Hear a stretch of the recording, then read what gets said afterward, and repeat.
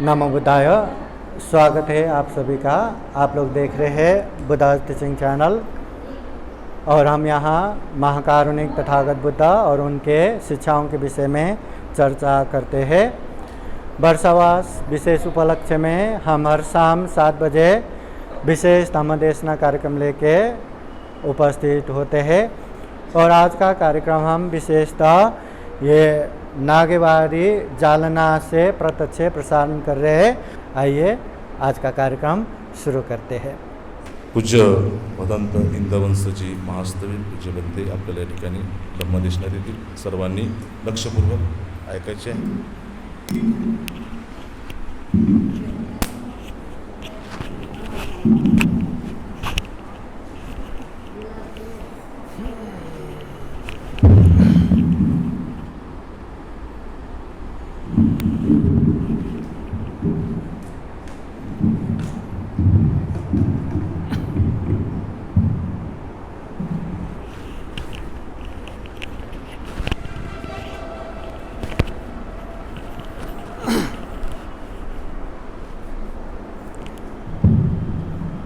सर्वांनी हात जोडा आणि म्हणा साधू साधू साधू। समन्त चक्रवालेषु अत्र गच्छन्तु देवता सततं मुनिराजः शृण्वन्तु सगमोकदां धम्मश्रवणकालो अयं बदन्ता धम्मश्रवणकालो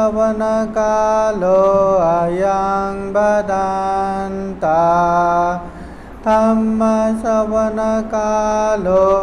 अयं बदन्ता। नमो तस्सा भगवतो अरहतो सम्मा सम्बुद्धास्सा। नमो तस्सा भगवतो अरहतो सम्मा सम्बुद्धास्सा। नमो तस्सा भगवतो अरहतो सम्मा सम्बुद्धास्सा। महाकारुणिक तथागत भगवान बुद्ध को त्रिवार वंदना। महाकारुणिक तथागत बुद्ध द्वारा देशित सुआख्यात धम्म को त्रिवार वंदना। महाकारुणिक तथागत बुद्ध के आर्य श्रावक संघ को त्रिवार वंदना। परम पूजनीय बोधिसत्व डॉक्टर बाबा साहब अम्बेडकर नालंदा बुद्ध विहार संघ भूमि में पौर्णिमा के उपलक्ष्य में आयोजित विशेष ये कार्यक्रम में उपस्थित पूजनीय भिक्षु संघ, श्रद्धा संपन्न बुद्धि संपन्न उपासक उपासिकाएं तथा प्रत्यक्ष रूप से ये बुद्धा टीचिंग चैनल द्वारा देख रहे संपूर्ण उपासक उपासिकाएं। इसको हाथ में पकड़ो, क्या इसको तो साइड में रखा, हाथ में पकड़ता ये ठीक है।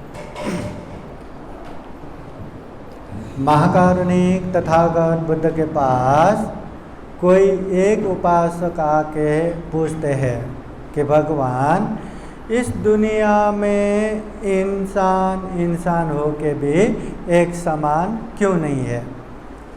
हाँ, दिखने में तो सारा इंसान वैसा ही है ना। हाँ, चेहरा वैसा ही है, हाथ वैसा ही है, पैर वैसा ही है, शरीर वैसा ही है। हाँ, मगर इंसान हो के भी कोई दरिद्र है, कोई धनी है, कोई खूबसूरत है, कोई खिलौना है, कोई बुद्धिमान है, कोई अज्ञानी है। हाँ, कोई बड़े बड़े घर में जन्म हुआ है, कोई एकदम छोटे छोटे घर में जन्म हुआ है, कोई दीर्घायु है, कोई अल्पायु है। हाँ, तो इंसान होके एक समान क्यों नहीं है? उस समय महाकारुणिक तथागत बुद्ध एक गाथा द्वारा समझाते हैं। तथागत बुद्ध कहते हैं सब्बे सत्ता कम्म सका कम्मदायादा कम्मयोनि कम्मबन्धो कम्मपतिशरणा यं कम्मं करिष्यन्ति कल्याणं वा पापकं वा तत्सदायादा भविष्यति। महाकारुणिक तथागत बुद्ध एक गाथा द्वारा समझाते हैं। सब्बे सत्ता कम्म सका, यहाँ जो भी हो रहा है, जैसा भी हो रहा है, इसका प्रमुख कारण अपना अपना कर्म है। कर्म बोले तो काम, काम बोले तो जो हम शरीर से करते हैं, जो वाणी से बोलते हैं, जो मन से सोचते हैं। जैसा कर्म हम करते हैं, परिणाम वैसा ही आता है। कोई खूब मेहनत करते हैं, परिश्रम करते हैं, वो पैसा कमाते हैं। जो आलस होके बस झाला ना इतने में हो गया करके बैठते हैं, वो गरीब दरिद्र हो जाते हैं। जो मेहनत करके पढ़ाई लिखाई करते हैं, वो विद्वान बन जाते हैं। जो मेहनत किए बिना आलस होके बैठते हैं, वो अज्ञानी के अज्ञानी रह जाते हैं। हाँ, जो शारीरिक कसरत करके अच्छे से रहते हैं, वो लोग एकदम हेल्दी रहता है। और जो आलस होके जो मर्जी जैसा मर्जी, खाने का समय नहीं, सोने का समय नहीं, कुछ भी बैलेंस नहीं है, वो मतलब बीमार हो जाता है। हाँ, जो मैत्री करुणा रखते हैं, वो दीर्घायु होता है। जो चिड़चिड़ा होके गुस्सा करते रहते हैं, वो अल्पायु होता है। तो तथागत बुद्ध कहते हैं, यहाँ जो जैसा कर्म करता है, उसको वैसा ही होता है। कम्म दायादा, जैसे माता पिता के अंशयार अपने बच्चे होते हैं ना, बच्चे को अंश मिलता है, वैसे ही कर्म ही हमारा अंशयार है। जैसा हमने कर्म किया, उसका अंश ही हमें मिलने वाला है। जिसने अच्छा किया है तो जीवन में अच्छा ही मिलेगा, जिसने बुरा किया है जीवन में बुरा ही मिलेगा। अच्छा करके किसी को बुरा हो या बुरा करके किसी को अच्छा हो, ऐसा नहीं होता। कर्म योनि, हमारा जन्म का कारण भी यही कर्म है। हाँ, कर्म बंधु, हमारा सच्चा बंधु भी कर्म ही है। कर्म पति शरणा, हमारा सही शरण भी कर्म ही है। आप कितना भी बुद्ध के शरण में जाओ, धम्म के शरण में जाओ, संघ के शरण में जाओ, कितना भी बिहार में जाते रहो, ये करते रहो, वो करते रहो, मगर आपका चरित्र अच्छा नहीं है, आपका व्यवहार अच्छा नहीं है, तो कोई भी लाभ नहीं है। इसलिए कर्म, हमारा चरित्र ही अच्छा होना चाहिए। यं कर्मं करिष्यन्ति, जो जैसा करता है, कल्याणं वा पापकं वा, चाहे अच्छा करो या बुरा करो, तत्सदायादा भविष्यन्ति, उसको वैसा ही फल मिलने वाला है। जिसने अच्छा किया अच्छा ही फल मिलने वाला है, जिसने बुरा किया उसे बुरा ही फल मिलने वाला है।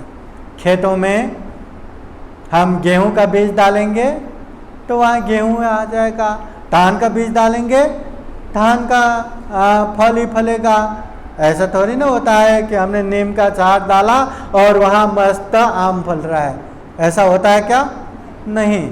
तो हम अच्छा बीज डालेंगे, अच्छा कर्म करेंगे, उसका परिणाम हमेशा अच्छा ही आएगा।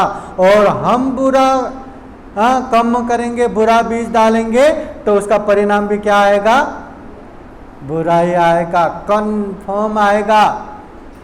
निश्चित रूप से जैसा हम कर्म करते हैं वैसा ही परिणाम आएगा। ये तथागत बुद्ध के उपदेश है, ये तथागत बुद्ध के वाणी है। आता मला सांगा, आप लोग बताइए, हम मनुष्य जीवन में है तो हम पुण्यवान है कि पापी है? हाँ, पुण्यवान है।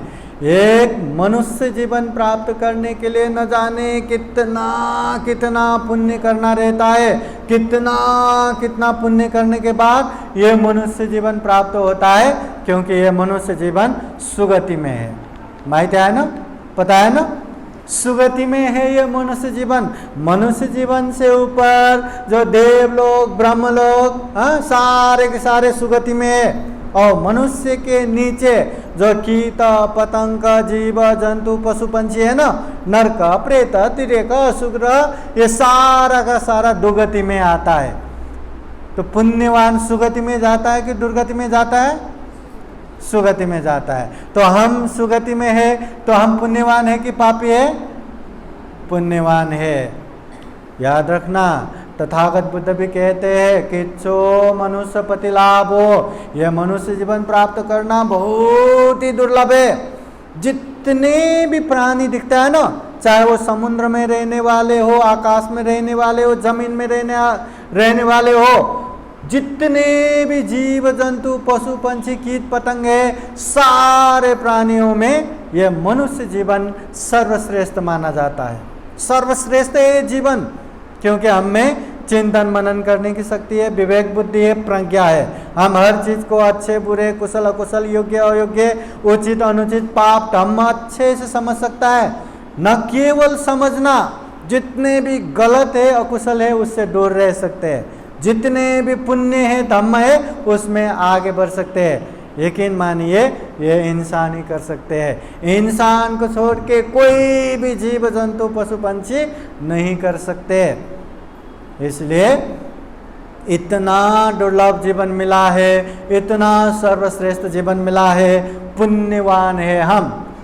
तो हमें पुण्य करना चाहिए या पाप करना चाहिए? हमने बहुत सारा पुण्य किया, इसलिए हम मनुष्य जीवन में आए।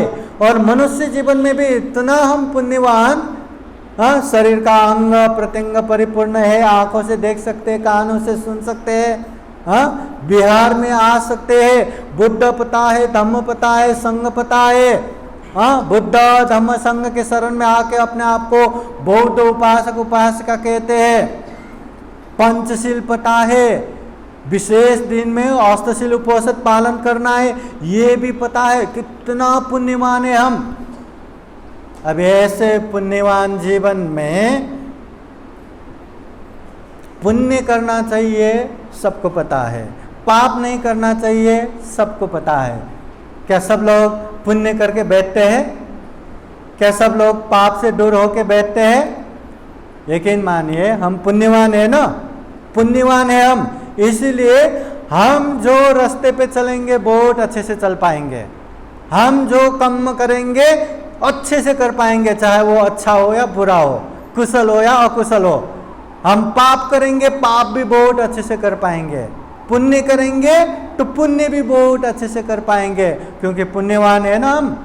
पुण्य है तो हम जो करेंगे उसमें साथ देता है। कोई हिंसा करेंगे ना, बहुत अच्छे से हिंसा कर पाएंगे। चोरी करेंगे, बहुत अच्छे से चोरी कर पाएंगे। व्यभिचार करेंगे, बहुत अच्छे से व्यभिचार कर पाएंगे। झूठ बोलेंगे, कोई पकड़ ही नहीं पाएंगे, ऐसा झूठ बोलेंगे। अमल नशा पता सेवन करेंगे तो बहुत अच्छे से नशा पता सेवन कर पाएंगे।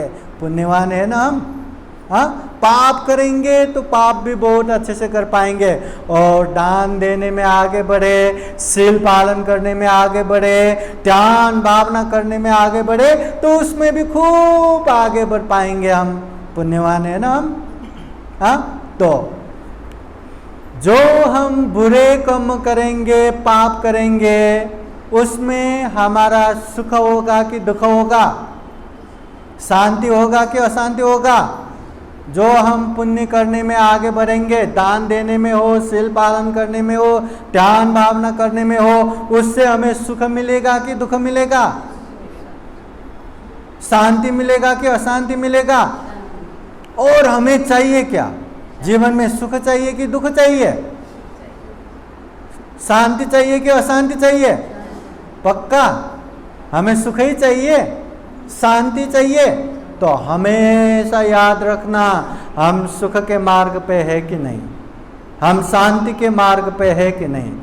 चले हम इधर से नांदेड़ के तरफ और औरंगाबाद पहुंच जाए, औरंगाबाद पहुंच जाए, पहुंचेंगे क्या? अरे औरंगाबाद पहुंचना है तो राइट ले लो ना, पहुंच जाएंगे। काहे को लेफ्ट ले रहे? लेफ्ट में जाएंगे तो नांदेड़ ही पहुंचेंगे ना। कर रहे हम दुख के काम, कर रहे हम अशांति के काम, और जिंदगी भर हमें सुख चाहिए, आम्हाला सुख पाहिजे, सुख पाहिजे। भेटते का? मिलेगा क्या? नहीं।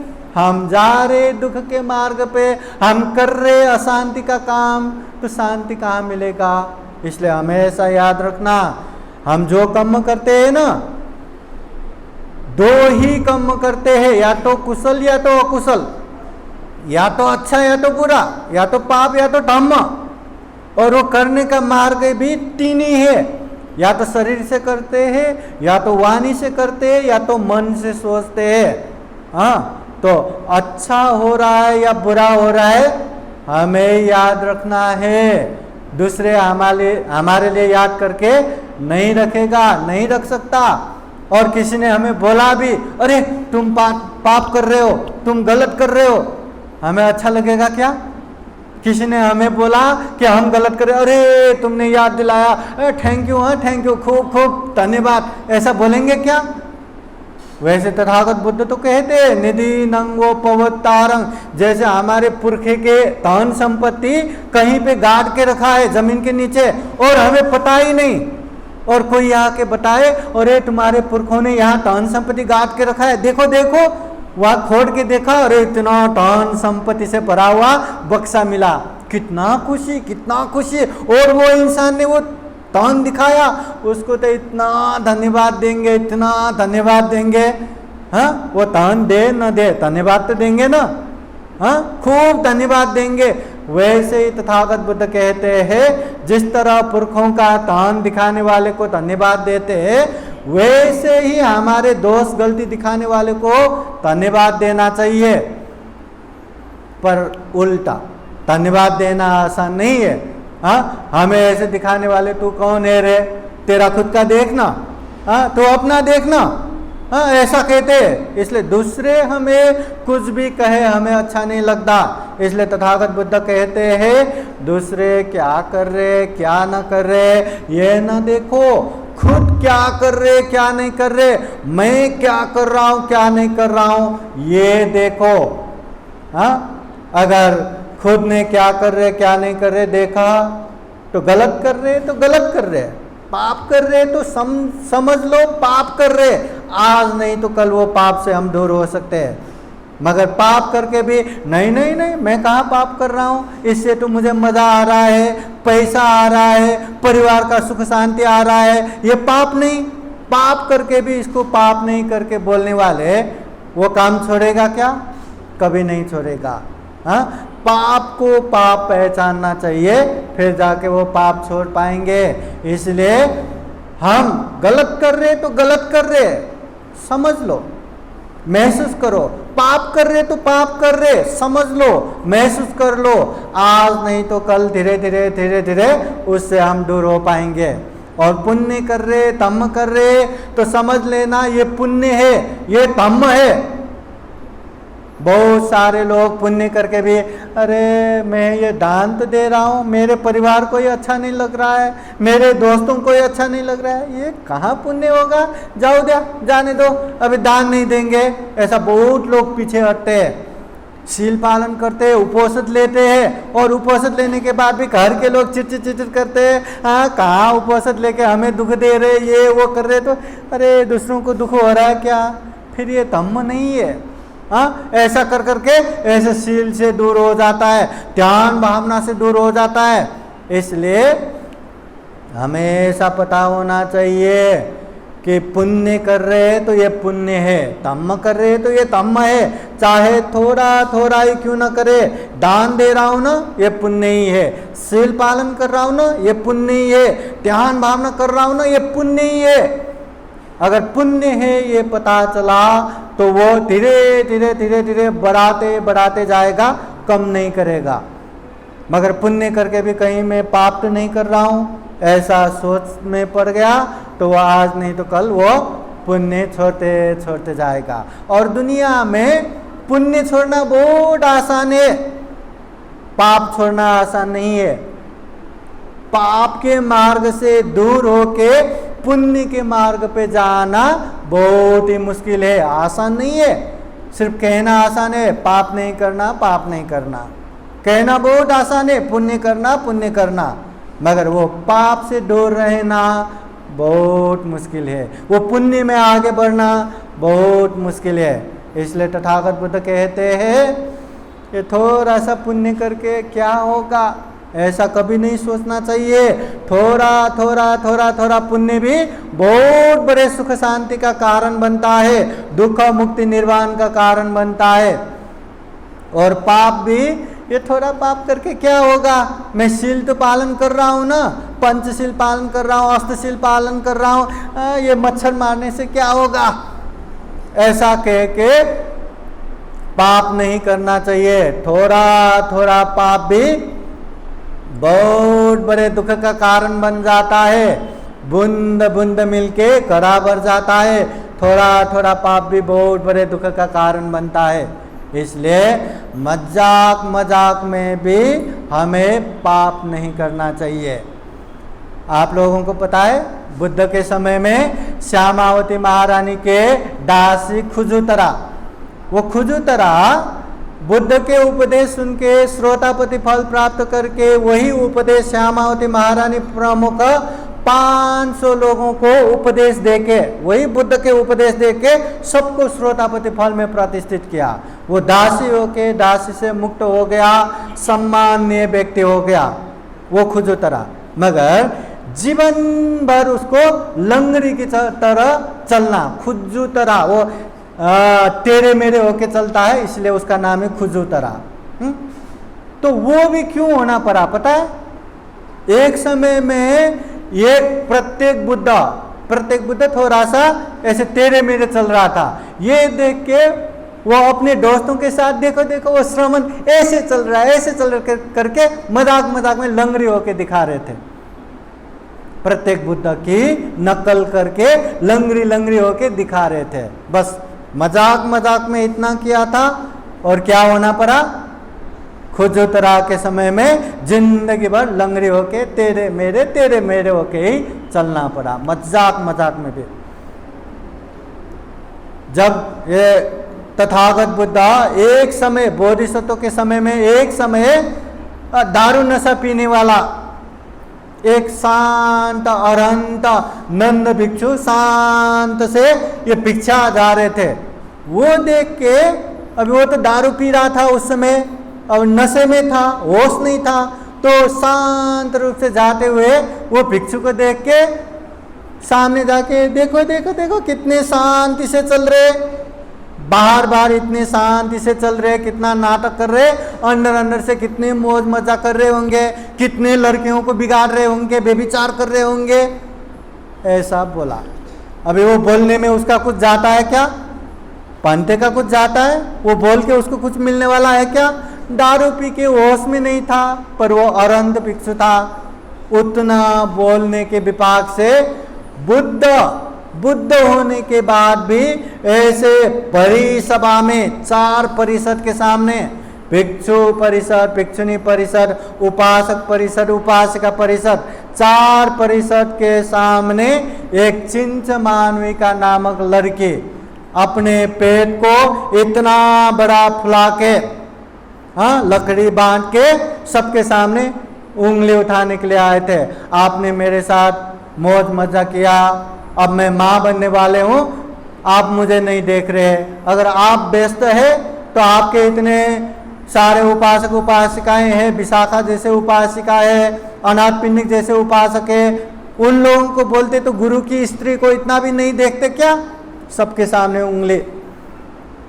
अभी जो मार्ग फल में प्रतिष्ठित है सबको पता है बुद्ध क्या है, बुद्ध क्या कर सकता है, क्या नहीं कर सकता है, सबको पता है। वो लोग तो शांति से बैठे रहे, पर जो ज्ञान प्राप्त नहीं हुआ वो लोग तो देखते रह गए ना, अरे ये क्या बोल रही है।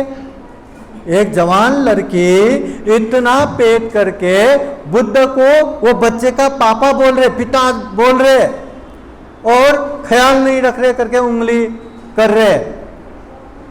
सब लोग देखते रह गए, अब क्या है क्या है क्या है। तथागत बुद्ध कहते हैं, बहन सत्य क्या है ये तुम्हें भी पता है, मुझे भी पता है। तथागत बुद्ध के चेहरे पे थोड़ा भी गंभीर भाव नहीं, थोड़ा भी डर त्रास नहीं। वो चिंस मानविका को लगा था अगर बुद्ध डरेंगे, थोड़ा भी घबराहट हो जाएगा तो 2-4 लोग और भी उठ के कुछ बोलेंगे, दंगा हो जाएगा, बुद्ध का अच्छा खासा बदनाम होगा। मगर वहाँ तो बुद्ध शांति से, सत्य क्या है ये तुम्हें भी पता है, मुझे भी पता है, ये कहते उसको तो इतना डर लगा कि बुद्ध ने मुझे पहचान लिया, क्या करूं क्या करूं। इतना डर हुआ कि जो लकड़ी बांट के लाए थे वो धागा टूट गया, लकड़ी नीचे गिर के पैरों पे लग के पैर ही टूट गया। वहाँ पर्दाफाश हो गया। बुद्ध को जो बदनाम कर रहे थे वो तो सिर्फ नाटक ही है, वो पर्दाफाश हो गया। मगर बुद्ध के सामने इतने उपासक उपासिका भिक्षु भिक्षुनी के सामने इतना दोषारोपण करने के लिए आए, वो भी जो औरत भिक्षु नंद को दिखने में कितना शांत है, अंदर ही अंदर कितना बेविचार करके बैठे होंगे करके बोला था, वही दुष्परिणाम। देखो मजाक मजाक में भी छोटा छोटा भी पाप करते हैं ना, उसका भी कितना कितना भयानक दुष्परिणाम भुगतना पड़ता है। पहले एक भिक्षु जो गांव में रहता था, वहाँ कोई भिक्षु आ गया, वो भी क्या अभी औरंत भिक्षु, उसको पता भी नहीं, भिक्षु आ गया, उसका शांत स्वभाव देखे उसके दाता ने पहले उसके जगह पे बुला लिया और उसको भी बुलाया, तो उसको अच्छा नहीं लगा। मेरे दाता मेरे उपासक उपासिकाएं मुझसे पहले उसको बुला लिया, उसको बुलाने के बाद मुझे बुलाया करके बहुत गुस्सा हो गया। हाँ, तो ऐसा ही रहा तो मेरा क्या इज्जत रहेगा करके अगले दिन भोजन बुलाया तो वो पंते को लेके आओ बोला। उसने तो घंटी में ऐसे नख से टुंग टुंग टुंग टुंग बजा के वो चले गए और पंते नहीं बुलाया। बोले तो अरे मैंने तो कितने जोर से घंटी बजाया, उठा ही नहीं, सो के बैठा है। तो भोजन अच्छे से खिला के अच्छा भोजन आप लेके जाओ करके उसको दिया था। हाँ, मगर उसने इतना अच्छा भोजन दिया तो ये पंते तो हमेशा यहीं रह जाएगा, उसको भोजन भी नहीं देना। मन में पाप आ गया ना, भोजन भी नहीं देना करके क्या करूं करके अभी क्या करूं, कहीं फेंक दिया। इतना अच्छा भोजन ऊपर ऊपर ही तैरता रहेगा, सब लोग देखेगा। हाँ, कहीं पे यहाँ करूं वहाँ करूं दिख जाएगा, तो क्या करूं। कहीं आग जल रहा था, आग में ही रख दिया, पर लेके नहीं जाना। और उधर पंते ने भोजन के समय में देखा वो भिक्षु नहीं है और बनते तो अरहंत, सब पता चला। तो वो बनते वहाँ से आकाश मार्ग से दूसरे जगह ही चला। तो वहाँ आने के बाद पंते नहीं देखा, उसको पछतावा तो हुआ, पर जाने अनजाने में पंते जी का भोजन आग में झोंस दिया था। इसलिए उसके विपाक से न जाने कितने कितने कितने समय तक उसका विपाक भुगतते भुगतते भी तथागत बुद्ध के समय में लोसक होके जन्म हुआ। जन्म जब से माँ के पेट में हुआ, पूरा गांव में अकाल, पूरा गांव में इतना मतलब दुष्प्रभाव हो गया। होते होते होते बाद में वो 7 साल की उम्र में वो भिक्षु भी बन गया।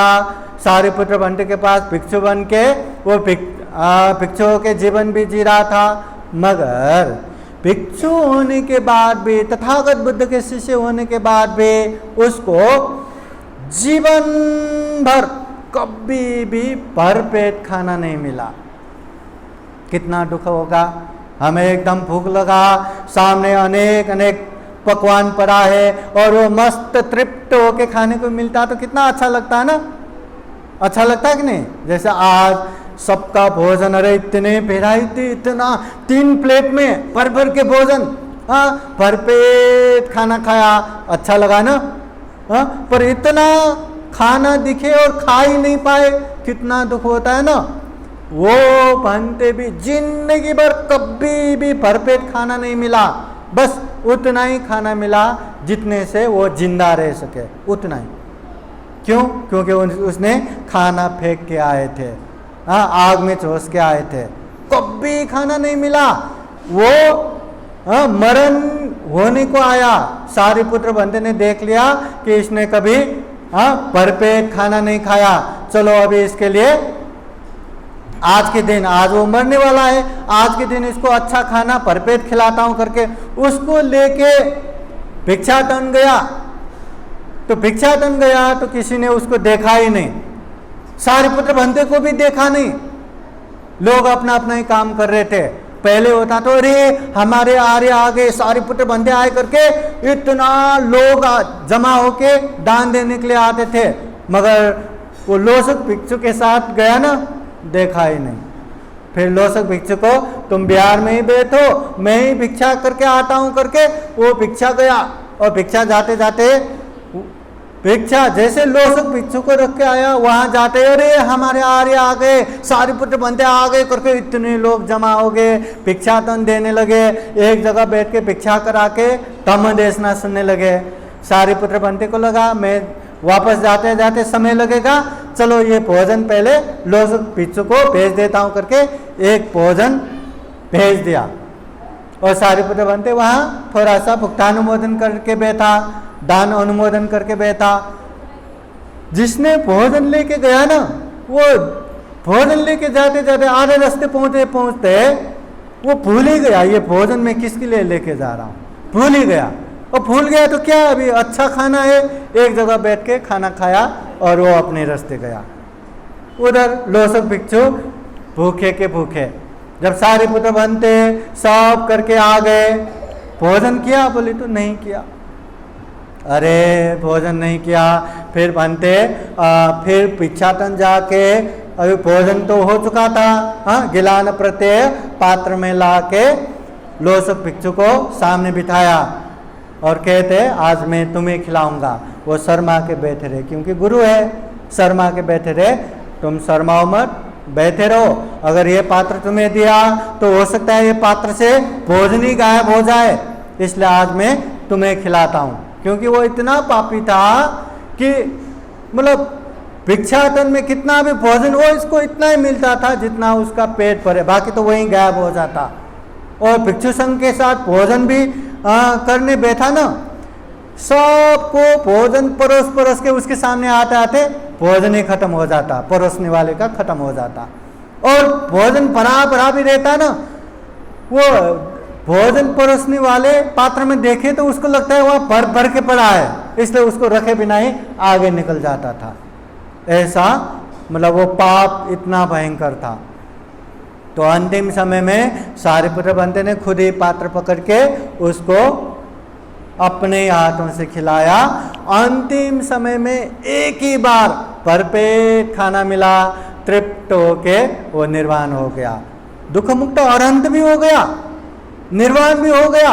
पर जिंदगी में कभी पेट भर के खाना नहीं मिला, वही पाप की वजह से। समझ में आया क्या? छोटा छोटा पाप करके क्या ही होगा, ऐसा कभी नहीं समझना चाहिए। एक भला इंसान जो गांव में खूब अच्छा काम करने वाला, एक बार नदी की तरफ घूमने जा रहा था तो देखते नदी में उसका दोस्त नहा रहा था, उसका कपड़ा नदी के किनारे में ही था। तो उसको मस्ती सूझ गया, चलो एक थोड़े समय के लिए मजाक करते हैं। उसने चुपके से कपड़े कहीं और जगह रख दिया और फिर से वहाँ से आए जैसा वहाँ आया दोस्त के सामने, ओ क्या चल रहा है, कैसा चल रहा है, ऐसे बात करके वहीं बैठा रहा।